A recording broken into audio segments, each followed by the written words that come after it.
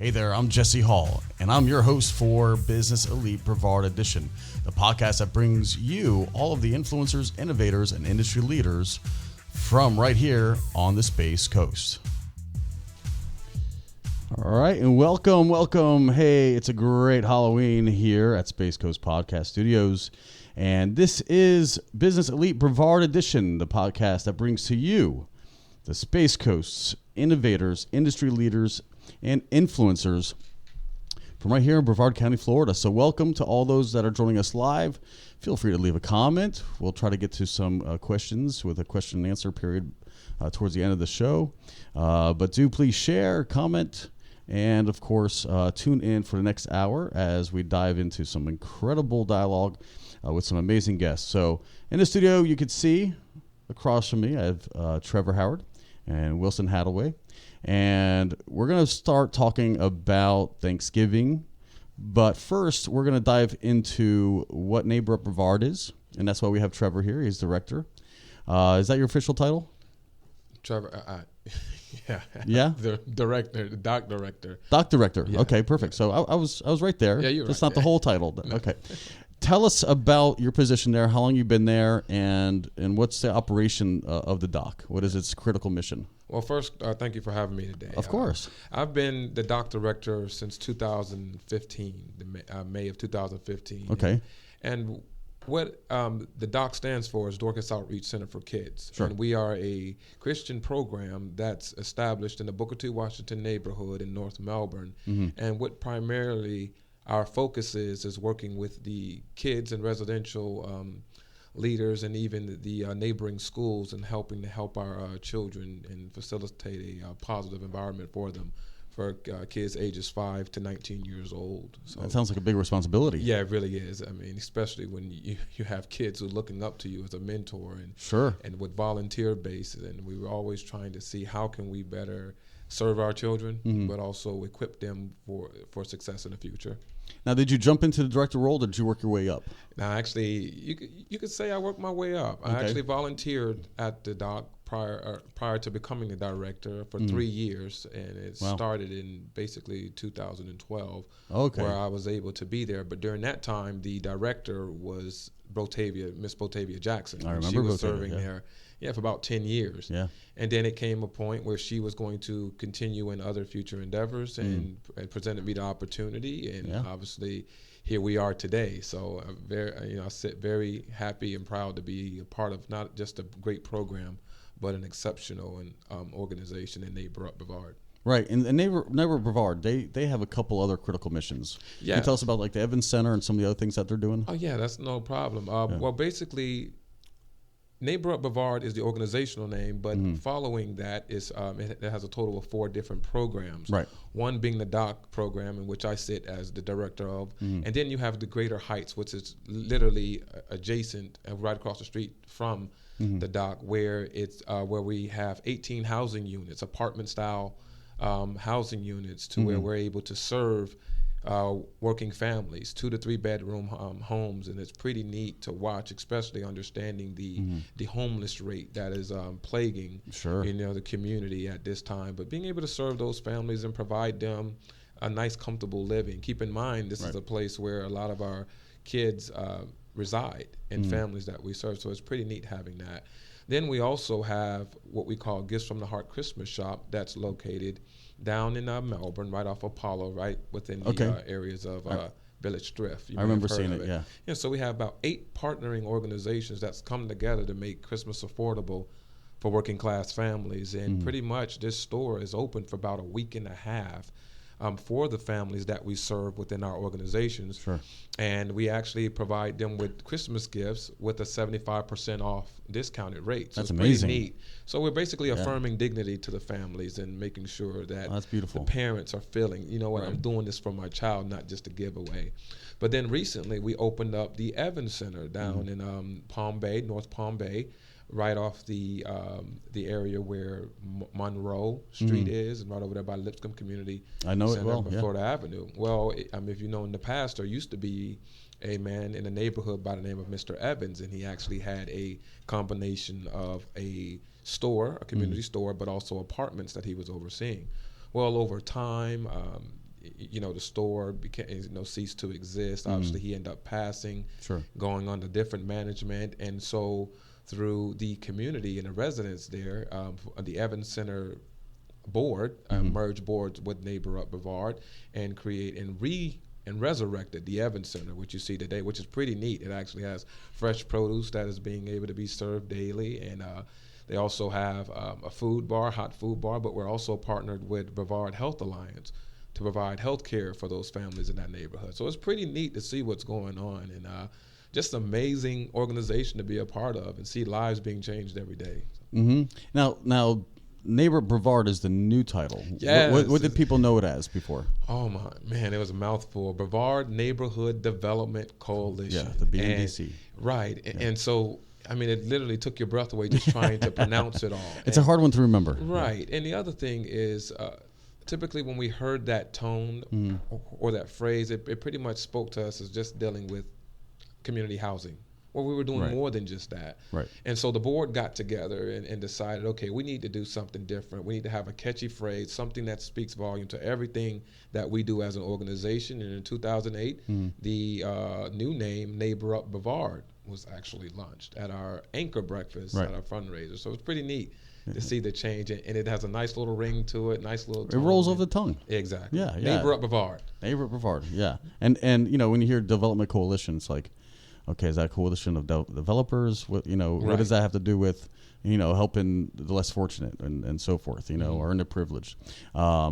That's an amazing mission and so many various kind of arms to this organization. Yes, it seems like you're serving a lot of the community. Can you name like how many families you guys affect? Oh my goodness. I would say within our organization alone, I would say at least well over 100 families. Wow. I mean, if you're considering everything that we're doing, from far as the dock and Gifts from the Heart Christmas Shop, Greater Heights, and even the Evans Center, it's pretty neat to see. And so, I mean, it's pretty humbling as well that the communities are willing to embrace the ideas in which we're bringing about, but more so even participating in that, putting skin in the game. Right. Now, for you personally, did you ever see yourself as in this role, or tell me about like some of your training or schooling? Did you try to do something else? Yeah, I was like every other kid. I wanted to go to NFL. Oh, okay. Coming out of high school, I graduated from Palm Bay High School, played football, went up north to Michigan, played football at Northwood University. Very cool. And I actually double majored. So I had a business administration degree and also an entertainment, sports, and promotions management degree. Oh, wow. And what actually changed and caused me to really want to work in the community and work with children was when I came back one summer and I visited, and I was in the process of visiting the school before it closed out, my old high school. Right. And I got a chance to see the teachers, the students, and everything like that. And I said, man, I think I can add some help here, and maybe I can help influence.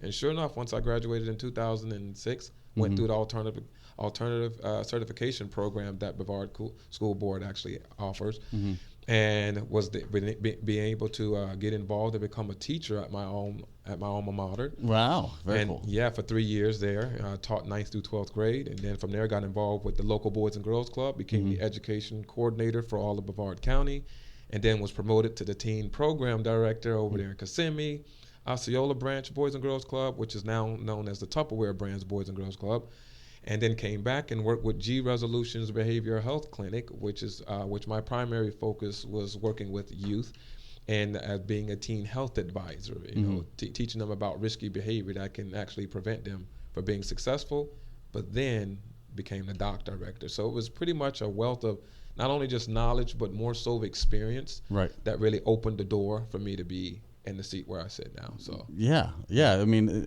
it seems like you've run the gamut of education and special needs and a bunch of even administration. So it seems like you're very well qualified.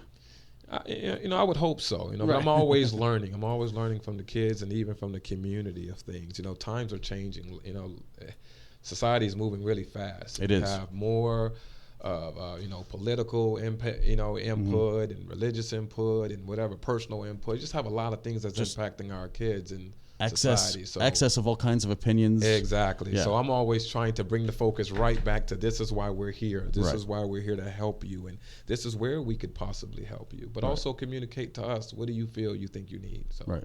Yeah. Yeah, because from what I understand, some of these families, they can't provide a whole lot, especially like after daycare, Right. because that's costly, so the doc provides that. Right.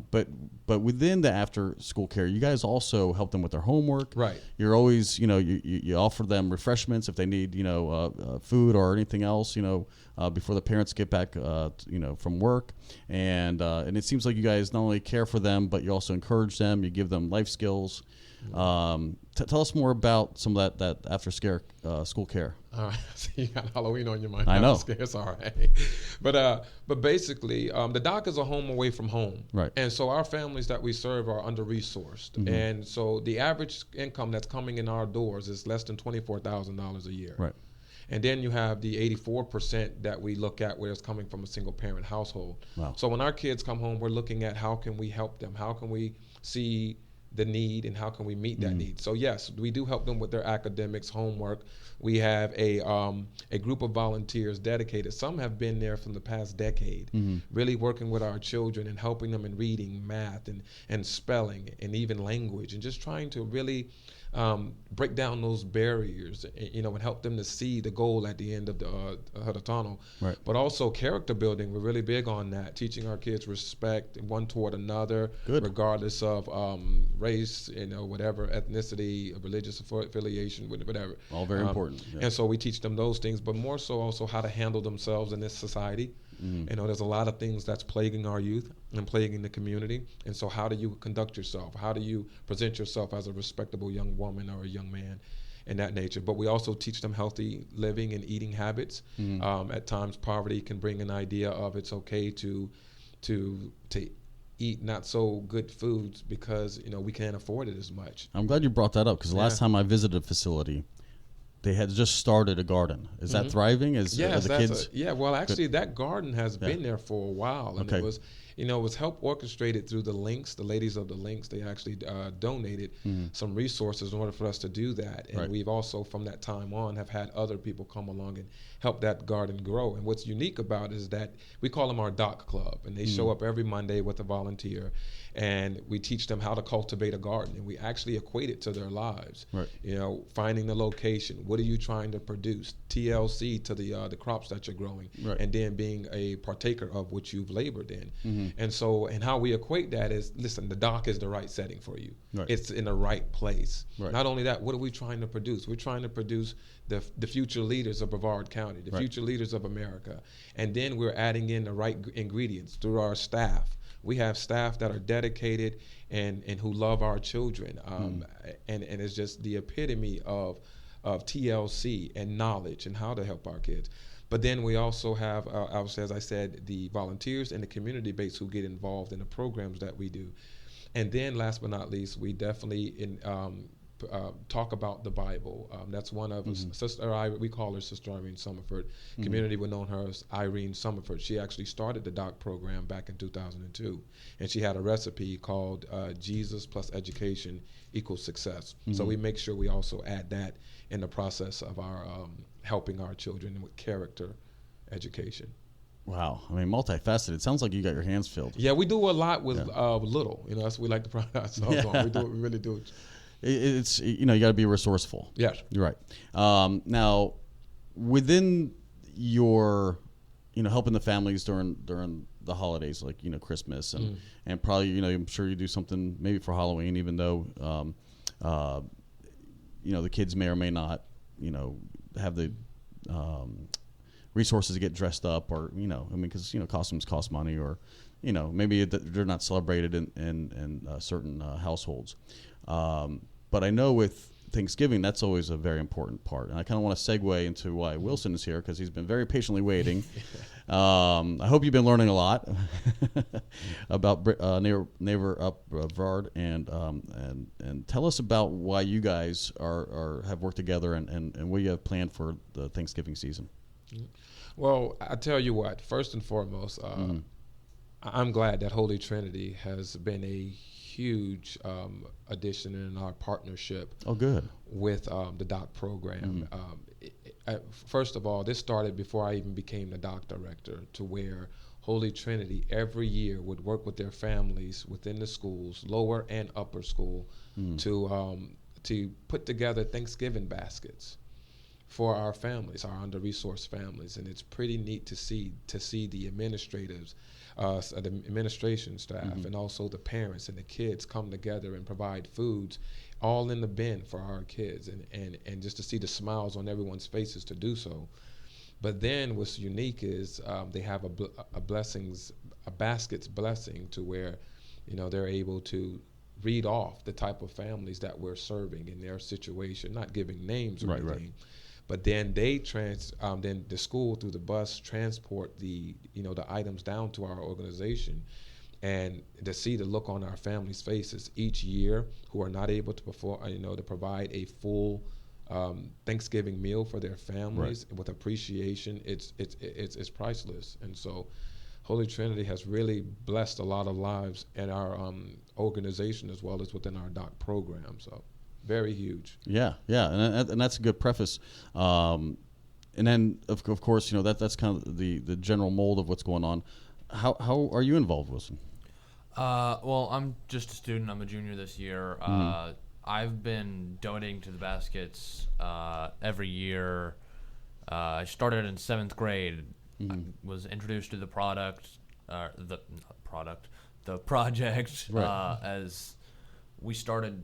I was just donating to the basket. That was what everybody did. Everybody was so happy to participate. Right. And it was this project for the community that we love to do. Last year, I got a little bit more involved. Coach Kels with the baseball program had the baseball team do their own baskets. Oh, cool. That we added That's to the mix. That's a good initiative. It was. Yeah. It was nice. So I went with the baseball team and delivered those baskets. Normally, it's headed and controlled by the National Honor Society. Right. Mrs. Sutherland and Mrs. Irvin are sponsors for that, and they kind of manage the project. There's a student chair of the Thanksgiving Basket Committee. Okay. That controls the students, and kind of the students run it. The students organize it all, get the baskets, deliver the baskets. It's experience for us in working in organizing a larger project like this. It's it also operates at the lower school. Holy Trinity runs pre-K 3 through 12th grade, I think. That's what I understand. Yeah. But 6th grade and lower is at a separate campus, and they do the Thanksgiving basket project as well. I don't think it goes to the dock. It goes to the Holy Trinity Episcopal Church and several others in the area. But our entire school has just come together and loves to do this and bring this for people. Yeah, I could sense the empathy and the passion, just from you and your experience in 7th grade, now 11th grade, and it seems like you just want to get more and more involved. It seems like one of those projects where, the more you give, the more you feel better, and the more you receive, right? I mean, and that's the whole message with volunteering, and that's what I learned, because I went to a uniformed private Catholic school down in South Florida, and had to wear the same kind of getup and so forth, and it was instilled to us in our curriculum. We had to complete so many community service hours. Right. Like that was a part of our graduation. Like you have to do 20 hours or so every semester. Sometimes we try to cram it in the last weekend. But that was a prerequisite. And so, yeah, finding a fun project to get those hours done made a lot more sense than doing a bake sale or a car wash. In the 11th hour. Because there was no other option. So for us, and of course, in maybe the 6th, 7th, 8th grades, it's like, oh man, community service hours. But then by like the 10th, and I remember for me personally, 10th, 11th, and even my senior year, it was something that I'd look forward to. I handpicked all the projects, a year out. I knew exactly what I was going to do year after year, and all my buddies, and and so it just created a culture of giving and being there for the community, and for us, it didn't even feel like work. I mean, it was just like a routine, which is something that I'd like to see more in curriculum, so students can take that empathy and that passion and that wanting to give back to our community and become community leaders, and find a church, find a soup kitchen, whatever that may look like. Volunteer somewhere. There's always a thrift store, raising money for someone. We have lots of organizations here in Brevard County, and I hope to get them all on the air, but one at a time, right? Right. But but seeing what you guys are doing, and I'm sure you have other student volunteers as well. Yes. Yeah. Yes, yeah, absolutely. What I'm very impressed with is in the past 3 years, we've actually also have a partnership with O'Galley High School. Oh, very good. And they actually took the liberty to start a program called the Doc Club. And so, it's pretty neat. And so it's ran with sophomores, juniors, and seniors, from 30 to 40 of them. Wow. And they come by every Tuesday, Wednesday, and Thursday to work with our kids and help them academically and be pretty much like a big brother, big sister to them. So it's pretty neat to see all these teens just flood our I bet. our campus or our area there, and just to see the kids light up, it's amazing. I mean, it really is. And you just see that. I think schools in Brevard County are starting to get it, Right. and starting to understand, the importance of volunteering. And it's not.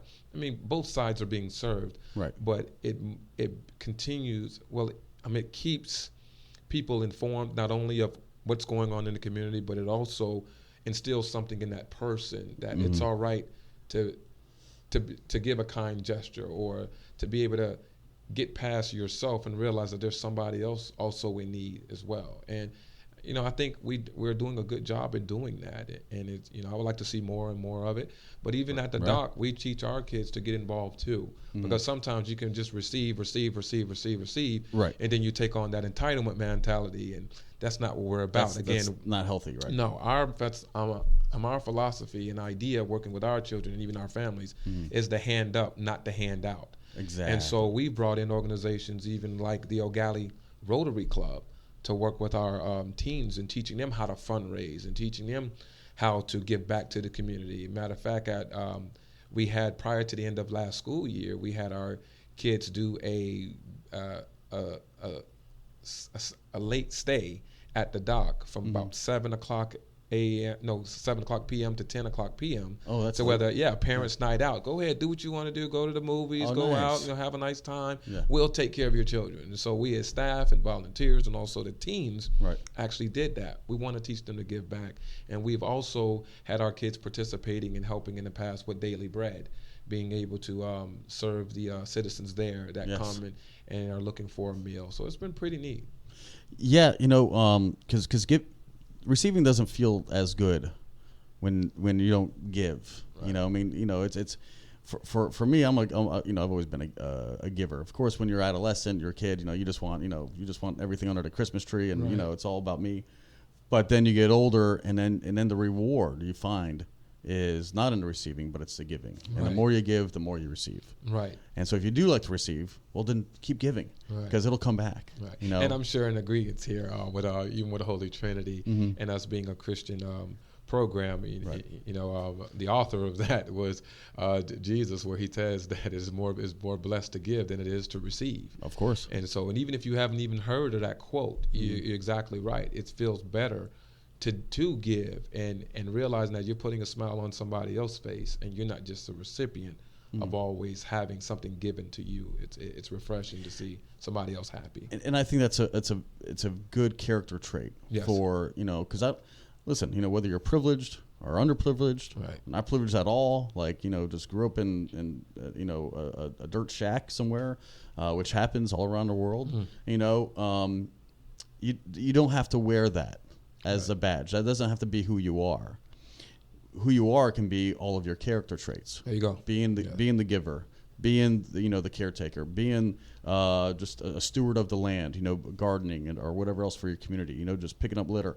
Like there's so many different things that you can do without having any money, any resources, even in education. Nice. Like they're just seeing things that we can do, and for us to again give the hand up, which I really enjoy, instead of the handout. I mean, I think that changes perspective. Yes, it does. When you tell people, listen, I'm helping to elevate you, but I'm not going to carry you. Correct. I want to pick you up and have you on your feet, and we're going to do everything we can to keep you on your feet. Right. But don't expect us to carry you and give you a piggyback ride for life. Right. I mean, this is about development, not just, like you said, not entitlement, but it's not welfare. Right. It's giving, and it's teaching, and it's the education and showing you how to live a respectful life. And with mentors, yes, in high school coming, I know when I was adolescent, ain't no adult I wanted to have as a role model. All my role models were, my friends' older brothers and their older sisters. Right. And it was always those peers that were just a little bit older, but definitely not adults. Mm-hmm. And when you could bring that high school age with some pubescent, I guess is the right word, but even from, like you say, you serve like 5 and over. Some of those 10-year-olds, they need that 15-year-old or 16-year-old to look up to. Oh yeah. And just like with the Rotary, now that these kids have grown up with like a mentor, now they are looking for more answers. They want to, they have the decisions to make. Right. They're taking their all kinds of scholastic testing and stuff like that, for SATs and ACTs, whatever it is nowadays, and what do I want to do with my life? Right. And that's where like a Rotary or any, a more adult, more community, professional organization could come in and say, listen, I'm an attorney and this is how I did it, or I'm an educator and this is how I did it. And, so these are, things to look at. These are the right schools to go to. This is how you start, maybe with community college, and you can elevate to a university, right. and I think when you surround people with those kind of influences, no matter where they come from, it's just going to rub off. Right, and it goes back to, again, that old African proverb, it takes a village to raise a child. Yeah. And we can't neglect anything in that village, right. In that village. And the same thing dealing with the community. It takes a community to make a community. Right. And it takes everybody joining in, hand in hand to be able to make something work. And one of the things that I'm glad to see that is that it's becoming more recognized than anything, that we need the support of everybody. Right. The schools need the support of the school board and the administrators and those that that make the choices, but the final decisions. But also each teacher, each principal, each parent, right. each after-school program. It's all of us right. Together to affect one another and teaching one generation to the next, and that can't be neglected. And I think we're starting to see that more and more. And this is why I've noticed a lot of schools in Brevard County have started to reach out more to after-school programs and trying to bridge the gap between the home life and also the academic life. Right. How can we better serve our community? Getting in teen volunteers to be able to help and support and say, hey, I don't know you, but it's okay. You can look at me as a big brother or as a big sister or even just a good friend. I'm here for you and right. and I care about you. I want to get to know you. Maybe you should get to know me too. And what's so unique is they're doing it without having to deal with those racial barriers. It's like they're not seeing color, which is the most beautiful thing. They're not seeing economic, separation. Right. That's a beautiful thing. And so that's what I think what makes this relationship with Holy Trinity also great as well as the other organizations we partner yeah with. And being that you are Christian based, Holy Trinity of course comes from that value of Christianity, and I'm not sure if there is a certain denomination that you guys are affiliated with. We're Episcopal. Yeah. Okay, so yeah, again, same Bible, same scripture. Okay, right. Maybe a little bit of different beliefs, but we welcome all beliefs. Right. The school has made very much a point that to welcome anybody and everybody that right. wants to be a part of it. Right. Our chaplain, I cannot believe I'm blanking it's okay. on his name right now. We'll come back to that. But it's okay. He's made an initiative even to get people baptized that would like to be baptized and are not as late as high school. And it's just all these kinds of incredible projects that our school's been telling us for years. Yeah, we have this volunteer requirement, but they really want to see us get into our passion and find something that we want to do and we enjoy doing to help the community. And now maybe you can educate me, because I'm not sure about Holy Trinity a whole lot, but I know with our school, you know, when you could afford it, we afforded a tuition, okay, but we also had an earmarked amount of those tuition proceeds to give scholarships. You guys offer scholarships to underprivileged, maybe some people who can't afford it? I do not know. Okay, that's another question for another time. Yeah. But you know, even something like that, where, you know, if you qualify, some underprivileged kids that would love to be in that kind of academia, maybe they're talented at sports and they just need to be surrounded in that, you know, environment. Maybe, you know, their existing school doesn't have the uniforms, or maybe the musical instruments or whatever else, you know, for them to really harness and just provide a good I don't say curriculum, but just the resources, the facility. Right. Okay, so whether it's a good gymnasium, whether it's a good music hall, whether it's a good theater and stage, or whether it's just a good, you know, baseball diamond. So, you know, to offer that, I think would be a good initiative, you know, all around, because I know for us, you know, we didn't see those scholarship kids as anything less. You know, we all grew to love them and we embraced them, and we kind of showed them another culture, because they were being bussed in from maybe not so good parts of town, you know, and we're taking them to our birthday parties and kind of show them a different, you know, lifestyle, you know, and this is all in South Florida, which is a very diverse area.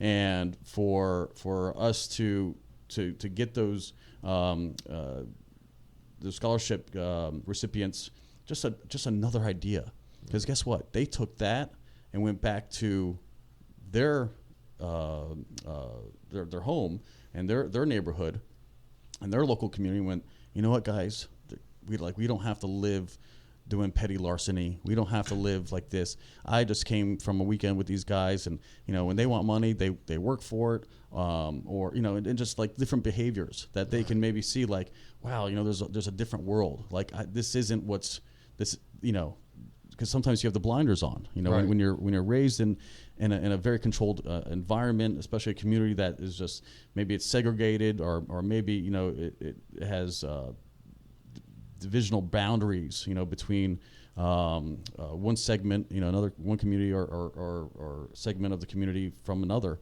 and you just believe what you're taught. You know, it's the nature versus nurture, and if all you see is crime and domestic violence, or, you know, whatever's going on, those kind of things can stay with you, and then you think that's normal. Right. And so sometimes it really helps just to put them in an environment where it's like, that's not normal. Right. Like, well, I'll tell you, I definitely can understand that. You know, I come from a background to where, you know, I was, you know, myself and my family was under-resourced. Mm-hmm. And, you know, growing up in South Miami, moving here in Brevard County, you know, I attended the public school. Right. And so I went to school with different type of students, and coming from different type of economical situations. Mm-hmm. And I tell you what, I was very impressed after I graduated and came back with Holy Trinity. I was very impressed, because before leaving, you hear stipulations, you have these, you know, ideas of what a school is like, but until you actually step foot on their campus, you actually can tell what it's all about.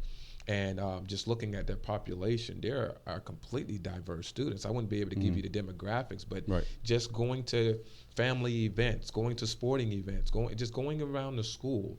You know, I have the opportunity to do that when I'm mentoring kids and so forth, through the approval of the parents. But it is so diverse there. It is beautiful to see, and it's beautiful to see not only the diversity in students, but and also staff, but also the diversity of programs that they're able to provide for the kids there, to teach them the appreciation of one ethnic group, you know, and another, and different understanding social backgrounds. And I think, again, going back to the Thanksgiving basket that they're able to do, they're able to see maybe not go and meet these families in general, Right. but to be able to say, oh my gosh, there's a different way of life. But then for the families to say, well, you know what? There are people that do care about us. Right. They, they're not looking down on us. If anything, they're looking to help and support where we're at, but also willing to embrace us where we're at. And I think Holy Trinity does a great job of that. And that's one reason why I think our partnership is continuing to grow and to strengthen because of the diversity and because of the embracing of one difference opposed to another. But I just think it's just something that I wish that every community had, and I wish that people would be willing to break down barriers, Right. and willing to have that dialogue. I mean, having an adult here, a doc director sitting here with a student at Holy Trinity. I mean, how often do you see that actually happen? Right. And to be able, this young man is very knowledgeable and obviously, representing his school very well. And it's just to show that, man, I'm this trying. it's just amazing just to see the results of such a school like Holy Trinity. Well, when he brings in a book with an acronym that I didn't know what the heck this kid. it was. I'm like, what's a push? That's a lot of pages for learning how to push. Yeah. Where's the pool chapter? Yeah. And let me tell you push and something. pull. Yep. But AP US history is what a push. A push. A push. There it is. Is What's the acronym funny is for. while we were in the lobby, he was literally studying and reading up on this material. And again, this just goes to show this, he gets it. Right. And so I'm just proud of, what he's doing and his contribution to. Well, and we've kind of breezed right through this episode so far. About 20 minutes remain. Wilson, you've been very patient sitting there as we talk about Neighbor Up Brevard. And what are your plans post-graduation? Let's just dive into who you are. Well, my mom is a politician. She's an elected official, and I kind of got introduced to the world of politics through her and fell in love with taking that route to aid the community. I think that's also partly why I love this, is getting involved with the community and being a part of that, doing the dirty work. Right. Well, that's what politician is. It's shaking the babies and kissing the hands. Or wait. Either way. Yeah. You got to kiss a baby, shake the hands. You got to be a people person. You got to be out there. You got to be vocal. You got to be present. You got to be omnipresent. You got to be, everywhere. Every parade, every function. You really have to be out there, because when people get into that voting booth, and maybe a small appointment like a city council chair, and and that may be confused or overshadowed by a big, like a general election, with the president or something, and then there's a couple of small things, pick judges and pick this, and you're like, I've never heard of these names, but I promise you, the people who have heard with you, who have sat in service with you, who have shared an evening with you at a fundraiser, they're going to recognize that name, and they're going to be like, and you're going to get that vote, right? So it's a lot about name recognition, and of course, having a decent reputation and having a campaign strategy is all inherent of it too. But on the community level, that city council seat, that county commissioner seat, I promise you, those city councilors are working harder for your community than is our president or any upper echelons of the federal government. Well, that's they know the community. They Right. want to help the community. It's their job to aid the community, and they want to get it done. And I'm glad you bring that point up, because a lot of people will focus on the primary. Oh, the president's this. The president did that. The gas rate, the gas prices are going up. Blame the president. It's like, none of that, first of all, has anything to do with the presidential seat. Correct. Like, he's not legislating. He's not doing anything. That's he's not the executor. He's a chief executive, but he's overseeing things. He's managing things. But he's not the one that's writing the laws. Who's writing the laws that affect you? Is your city council, is your county, is your state level. Pick those representatives the best you can. Right. Don't focus on the big guy in the Oval Office, because that position is not going to affect your community as much as that city council, as much as that town council, or even a non-elected position like the director of the dock. You're obviously making such a huge impact, even within our own community, and it's not a political office per se, but you are very much a public figurehead and working and doing for this community, and it's great to see people like that with that initiative. I appreciate that. Yeah. So Wilson, where in politics do you see yourself going? I have not a clue. Okay. Have you started with your school? Are you on the school? I am not currently. I'm very busy and just doing I'm trying to focus on my classes and get involved outside of school. I've volunteered with some local campaigns. Very my cool. mother's, of course, Right. but some others too. And I have become interested through history in foreign politics and the extension of our government to even the global community rather than just our individual town.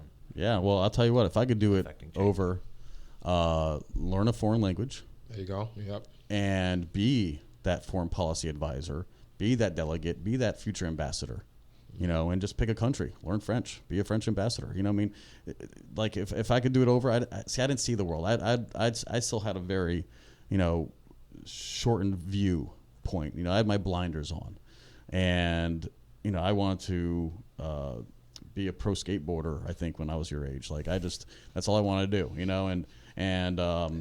And maybe I'll fall back on being a firefighter. Right.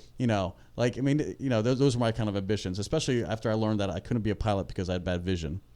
And I couldn't, and that being a doctor was just too much work. And I have the grades to get the scholarship that I needed. And I wasn't going to spend $250,000 on an education, to become a doctor. And, then I had a friend whose dad was a very prominent heart surgeon down in Miami. And this guy just worked like an animal, like all kinds of hours. He wasn't there for the baseball games or the band rehearsals or anything else that we were doing. And, it just seemed like a really tough lifestyle. Now, I'm sure it was very rewarding. He ended up being like Joe DiMaggio's heart doctor and cardiologist, and had and saved lives, just all kinds of lives. One of the top people in your career, but again, I still wanted to be more of like the family man, still have some free time to do the things I like to do, and so yeah, doctors. I was like, man, I can't be on call like that. Like that does not sound like a good profession.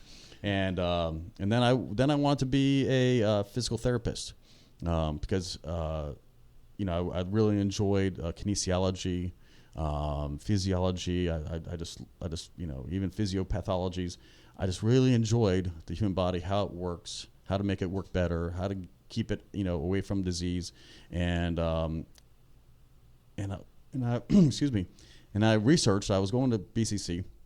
And then I ended up getting a massage license. I ended up dropping out of college, and I went to a trade school, and I got a massage therapist license. And I did that for 10 years, and I never really did a formal education, but I'll tell you what, if I could do it over, I still really, I don't have any regrets. But seeing where my friends are, like I have a good friend that I grew up with, and he's a House representative up in the state of Florida. Like he has his whole district down in South Florida that he, and I'm like, we share the same birthday, like same age, same school, and we were buddies all through high school, and now he's doing like huge things, just like elevated, like, but his dad was a senator, then Brevard County Sheriff. And so he had the insight that you had, seeing what it's like to, rub shoulders with some, high-profile individuals, and that gave him, I think, that idea, that window opened up, right? And he's like, wow, look at this world, and I didn't have that kind of access. I mean, so anytime that we can give these kids, again, more windows open up. Like look at this part of the world, look at this part of the world, and give them that fresh, new view of just something that's they've never seen before. Right. Bring them to a mixer where there are the politicians. Like, hey, I'm the mayor. And what's your name? And then they could be 10 years old and they just be like, I just met the mayor. Right. Big. Absolutely. Big deal for them, and maybe they, normally they probably wouldn't seek to go see the mayor and go to City Hall and knock on the mayor's office and make an appointment. But, when these kind of people can influence a kid's life and give them that viewpoint, like, you can do this. Right. Like, you could be an elected official one day. You're absolutely right. See, and that's one of the things that we really also encourage our kids at the dock to be able to do, to look at these careers and look at these opportunities that are presented not only in our county, but also just in the world, all these different professions that you can get involved in, especially the trading industry that's starting to boom now, and currently seeking more people to get involved. A lot of the baby boomers are leaving. They're leaving out of those industries, so it's time for the new generation to start impacting. But one of the things that I took a different approach. I was brought up with the idea, get your education and go see the world and go see, go live here, go live there and all that. But then that didn't resonate to me because I took on the frame of mind that I came back, you come back. And so now I tell our kids, go get your education. Go to college, learn what you can, and then move back to Brevard County. Yeah. Don't go make somebody else's backyard good. Right. Don't go, Amen. Make their politics great or whatever. Right. Their what have you. Come make our hospitals better. Come make our school systems better. And give back to the community. Again, it comes back full circle. I don't mean to sound narrow-minded, because you want your kids to go and broaden their horizons. But think about it. Just really think about it. You're going to groom a child to go benefit somewhere else when you're playing. No, come back to Brevard County. And the incentives are here. We have some high-paying skilled jobs right now, entry-level jobs. Yes. And I've been blessed to on the same program have Linda Weatherman and a couple other. Yeah, she's awesome. She's awesome. Yeah, and again we were all at the EDC annual event together recently, and when you see what's coming down the pipeline and all these opportunities, man, if I could take just a class full of 15-year-olds and be like, you know what, no matter what you thought you were doing, you're going to learn this vocation, and you're all going to make $80,000 out of high school. Out of the gate. How does that sound? Right. Because not only are the opportunities there, but so are the wages. And, if you thought that maybe you wanted to be a teacher or you want to, that's all good too. You could always do that afterwards. But just go, while the getting's good, manufacturing is booming here in Brevard County. And, while you're figuring things out, you can work for 4 years and you can pretty much afford any university after that. Just go do 4 years of a vocation. It takes maybe 12 or 6 months, depending on what kind of career or job opportunity you want, whether it's an assembler or maybe a CNC machinist, and get that short-term education, get that really lucrative career right up front, and then, do night classes, then, maybe go to university and follow that your passion. But at least now you're not in debt. You're not living, right out of high school. What are these kids doing? They're 19 years old and they got $100,000 in debt, for because of college and stuff like that. It's scary. It's very scary. Yeah. And that's why it's such an epidemic now, and that's why, some people are trying to campaign as though they could eradicate all that student debt, which is kind of impossible. So even though it sounds like a good plan, certainly it's not a feasible plan, and it's okay to take out a loan, but use that degree, spend the next 10-15 years elevating yourself in that industry, keep paying back your student loan. Student loans are being more and more forgiven as far as credit companies. Right. If you have severe medical bills, that's not counting against your rotating credit. That which brings down your credit score. It's not really affecting your chance to own a car or a home or do anything else. So yeah, if you want to get into debt right away, then do it. But you have to be in that career, that industry for probably 15, 20 years before that eliminates. Right. Or get a vocation earn $60,000-$80,000 a year just with a trade. Right. You know, and it's not factory. It's not like you're building like cylinders and axles of like World War II. Like we're not like, we're not the 50s and 60s anymore. Now it's white, like lab coats, very sophisticated, very clean environments. And that's kind of the other thing I love about Brevard County is there's so much diversity even in the economy and what you can do and whatever you choose to do, whether you go the vocational route, get 4 years in before you go to university. Right. There are opportunities for whatever you want to do vocationally, or Holy Trinity is obviously a college prep school. Right. They send us to college. We get our degrees, but you can come back after college, and there's still so many opportunities, so many doors that are open within Brevard County. And on top of that, it's gorgeous. It's getting better and better. Absolutely. It's getting better and better. Yeah, it is. No, it's an exciting time to be here. It really is. And that hence, why I think this podcast is so critical, is to highlight all these amazing things that are going on, because most people may not look up Neighbor Up Brevard if they're not in need. What's that? Are they going to look into it? So we want to shed some light on some things that some people just aren't really going to try to find on their own.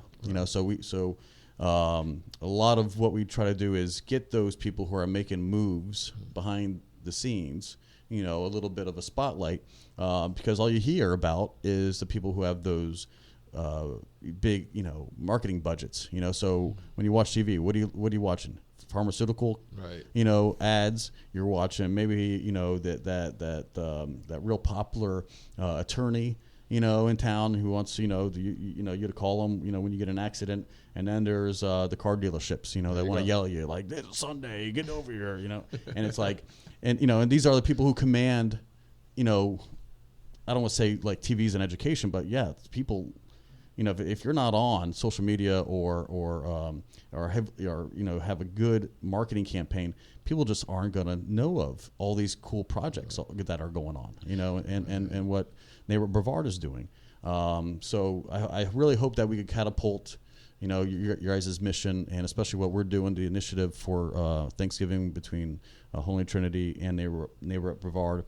100 families, I'm not sure how many baskets you guys have made in the past, but if you get to give those 100 families that you're serving, 100 turkeys, 100, cans of yams and cranberry sauce and apple pie and pumpkin pie, and that's amazing. I tell you, and it is impressive to just see it. I mean, to actually see it happening, and it's just people coming together.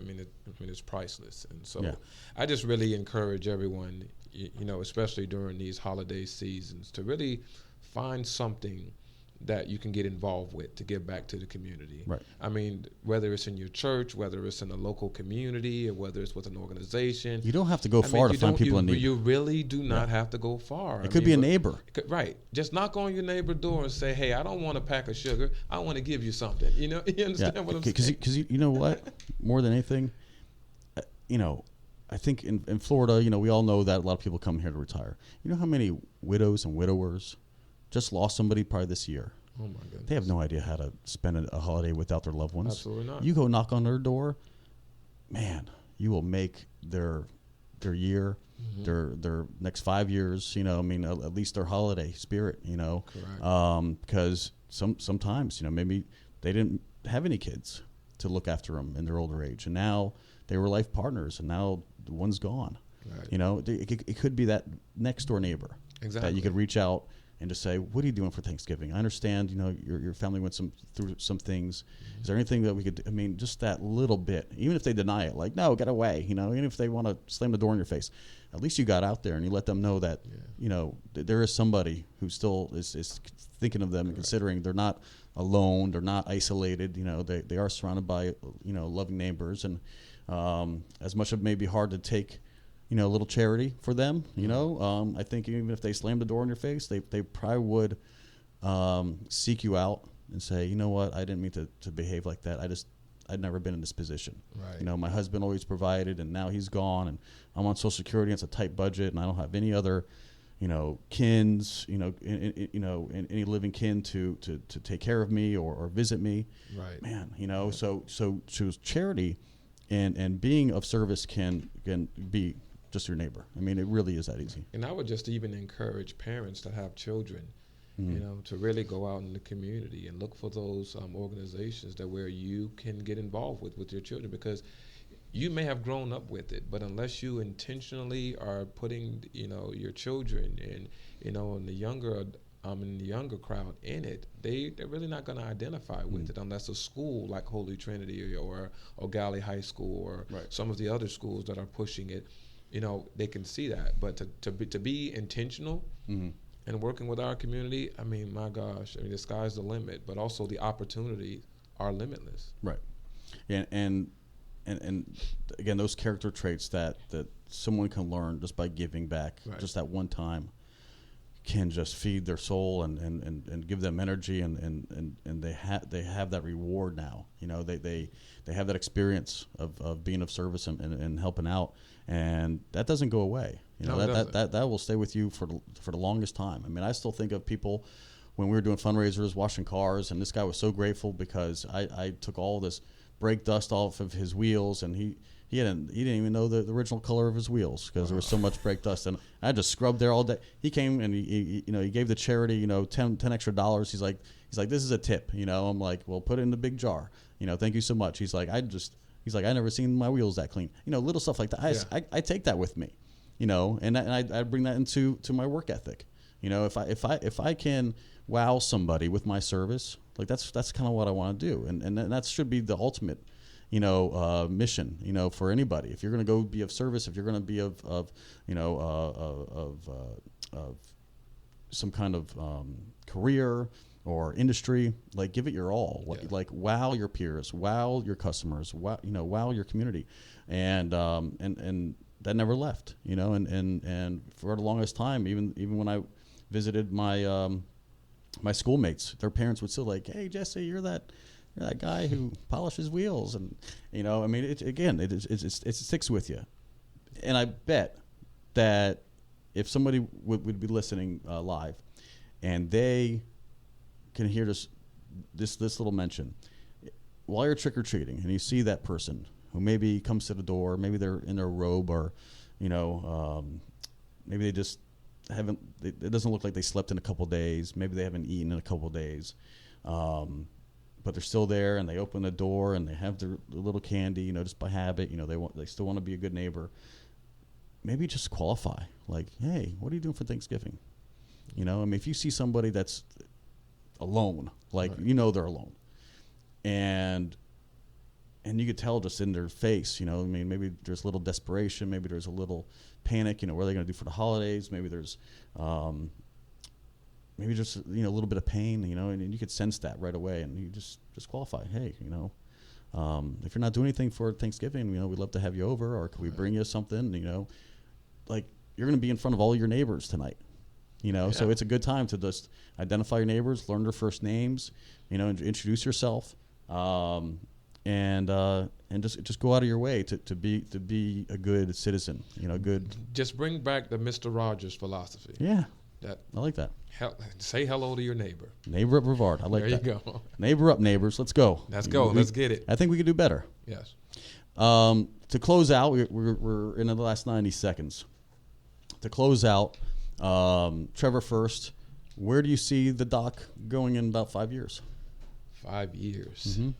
What's a 5-year plan? Well, one, to have at least 50 graduates that graduating out of high school and entering to college or the workforce, but more so to being able to do more impact in Brevard County. I know we are locally now in North Melbourne, and we've actually had people asking to see more programs like what we're doing throughout the county. I know there's Brevard, there's the Boys and Girls Club in Cocoa, and also in Temple Terrace that does a great job. Right. And you have organizations like Club Esteem as well down in South Melbourne. Amazing. Yep. That does a great job. Alina Little there, she does a great. But to be able to see a program like ours that goes completely county-wide, that would be pretty neat. Now, that's a lot of man and woman power at work, a lot of board power. But that's just the goal, to see more kids affected by what we do as a program. And also Neighbor Up, to keep bringing in neighbors, different partnerships within different communities, joining forces, being able to see the Evans Center continuously grow, the Gifts from the Heart grow, and even greater heights. And so just looking for overall just development and growth in every area. And speaking of which, for those that are watching the live stream and those who want to watch the replay on our Facebook page, facebook.com/Space Coast Podcast, I have the website up here. It has a big donate button. You can't miss at the very top. You scroll down, and halfway you can see a donate, get involved, or just don't miss out on upcoming events and news, and you can sign up for their newsletter. Here it is, 14th annual Anchor Breakfast. You want to give that a plug real quick, because I know that's a big fundraiser for you guys. Yeah, so we have 2 fundraisers out of the year, one during the fall and the spring, and upcoming. We just actually finished our Friends Festival on October 19th. Right. Well, on April 3rd, 2020, at the Hilton Rialto Plaza in Melbourne, we're going to be having our Anchor Breakfast, and it's a program that pretty much show forth what our organization is about, the DOC program. It highlights the key aspects of each program, and it gives the community a chance to come out and see what is it that we do as an organization, and get a chance to meet the people who make it happen. So It's a pretty good fundraiser. We get a good crowd each year, and looking for even more. I hear it sells out every year. I mean, it's a very popular. Yes, last year we had around close to about 300, if not more. Well, see, there you go. Head over to Neighbor Up Brevard. NeighborUpBrevard.org. There you go. And I know this is a loaded question. I'm sure you haven't even thought about what's happening next semester. Where are you going to be in 5 years, Wilson? I am. I'm going to go to college. Good. Affirm it. Hopefully studying foreign policy. Honestly, I'm considering the Air Force Academy right now, which would be a special kind of commitment. Yes. Being of service to your country is very huge. Absolutely. Yeah. That's just kind of, again, along that lines of being part of the community. That I love it. I love being part of it and doing things, and being incredibly vague right now, but it's okay. I didn't have these answers when I was your age either. Life figured out either. So it'll change. Join the club. It'll change over and over again. Foreign policy. I mean, Air Force will take you around the world. No better way than to be stationed in Germany to learn about the German culture. There you go. So it sounds like you got some deciding to do, but all in all, we expect to be voting for you. Absolutely. And the 2030 election. And maybe I might be his campaign manager. There you go. You never know. We can make it official. Yeah. See, we're making connections here, folks. Well, thanks so much for being with me here on this Halloween. And I know there's some trick-or-treating that we're going to head over to do. I know I have some candy to hand out to my neighborhood and all those trick-or-treaters. Ladies and gentlemen, thank you so much for tuning in. This has been another episode of Business Elite Brevard Edition, where we bring in the industry leaders, innovators, and influencers from right here in Brevard County, Florida. Thanks so much for tuning in. Until next time, have a blessed day, and may your success in your career and all facets of your life continue to be successful. Have a great day. We'll talk soon.